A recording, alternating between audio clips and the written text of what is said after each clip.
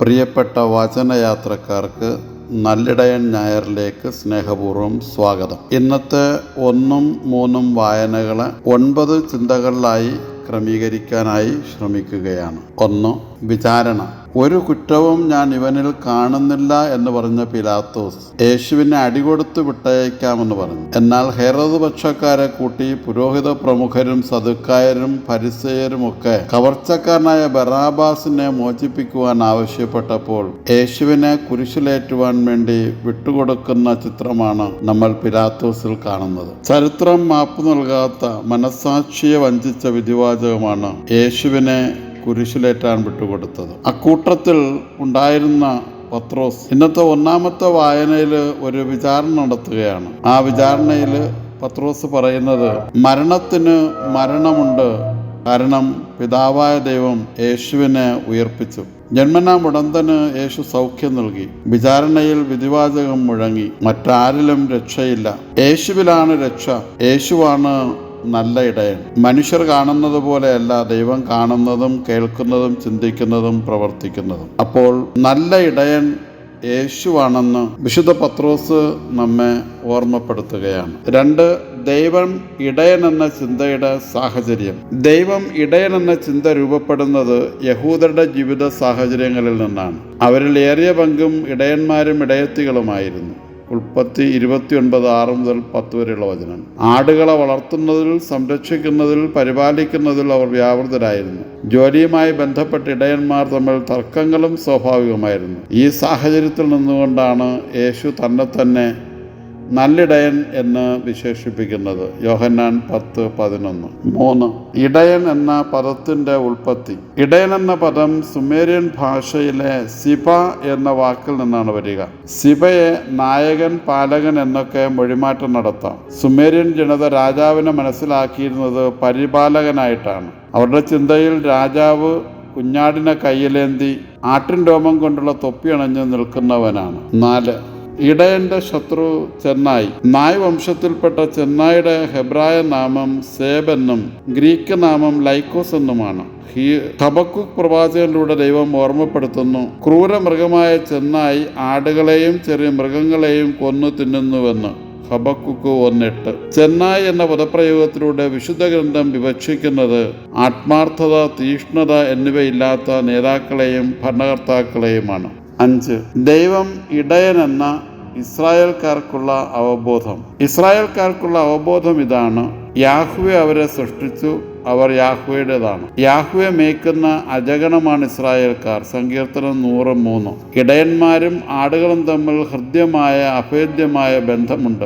ഇടയന്റെ സ്വരം തിരിച്ചറിയുന്ന ആടുകൾ എപ്പോഴും തങ്ങളുടെ ഇടയന്മാരെ അനുഗമിച്ചിരുന്നു. ഈ ബന്ധം അമ്മയും കുഞ്ഞും തമ്മിലുള്ള പൊക്കിൾക്കൊടി ബന്ധം പോലെയാണ്. ദൈവവും ഇസ്രായേലും തമ്മിൽ വളരെ ഹൃദ്യവും ഊഷ്മളവുമായ ബന്ധം നിലനിൽക്കുന്നു. അത് ഹൃദ്യമായി വരച്ചു കാട്ടുന്നതാണ് നല്ലിടയന്റെ വാഗ്മയ ചിത്രം. യോഹന്നാൻ 10:7-18 വരെ. 6.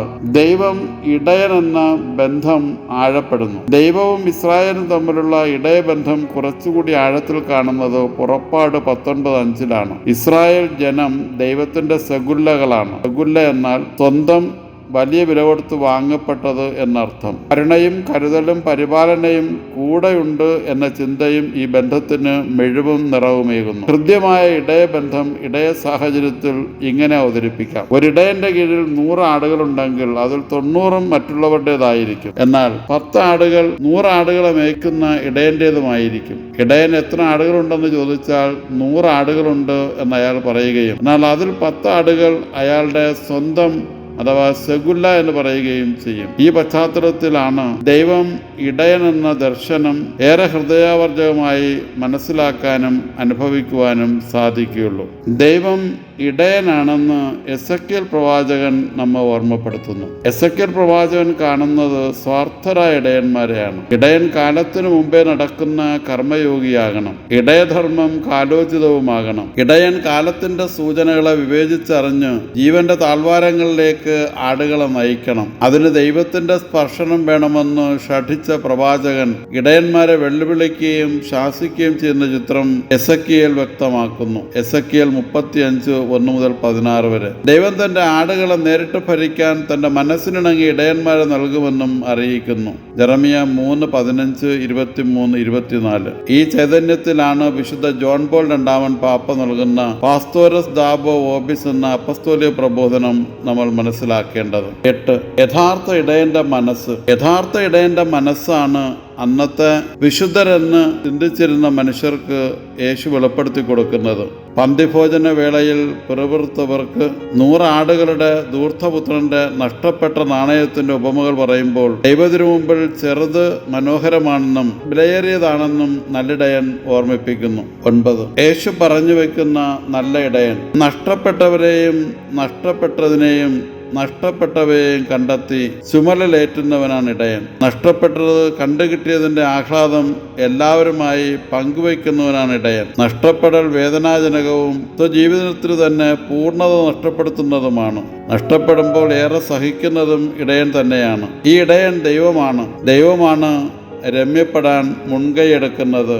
ജോയേൽ 2:13, ഏശയ 1:18. തിരിച്ചു കിട്ടാനാകാത്ത രീതിയിൽ ഒന്നും നഷ്ടപ്പെട്ടിട്ടില്ലെന്ന് ചിന്തിക്കുമ്പോഴാണ് ഇടയനായി തീരുന്നത്. മകനെ അല്ലെങ്കിൽ മകളെ നഷ്ടപ്പെടുന്നവർ പറയും, നീയില്ലാതെ എൻ്റെ ഭവനം ശൂന്യമാണ്. ഇടയൻ ഇടനിലക്കാരനാകരുത്. ഇടയൻ ഇടയിൽ നിൽക്കുന്നവനാണ്, ദൈവത്തിനും ആടുകൾക്കുമിടയിൽ. ഇടയന് ദൈവത്തിൽ നിന്നും ആടുകളിൽ നിന്നും തല്ലും തലോടലുകളും ലഭിക്കാം. ഞാനാണോ ഇവരെ പ്രസവിച്ചതെന്നും മോശയെപ്പോലെ ചോദിക്കാം. ഇവർ എന്നെ കല്ലെറിയുമെന്ന് തോന്നുന്നു എന്ന് പറഞ്ഞ മോശയുടെ അനുഭവം ഉണ്ടാകാം. സംഖ്യ 11, 12, 14, 10. ഇടയൻ അറിവും അനുഭവജ്ഞാനവും ഉള്ളവനാകണം. ശാസ്ത്രലോകം എത്തി നിൽക്കുന്ന വിജ്ഞാന വിസ്ഫോടനം നടക്കുകയാണിപ്പോൾ. ഇടയൻ സമകാലീന അറിവുകളിൽ പരിജ്ഞാനിയും വിശുദ്ധനുമായിരിക്കണം.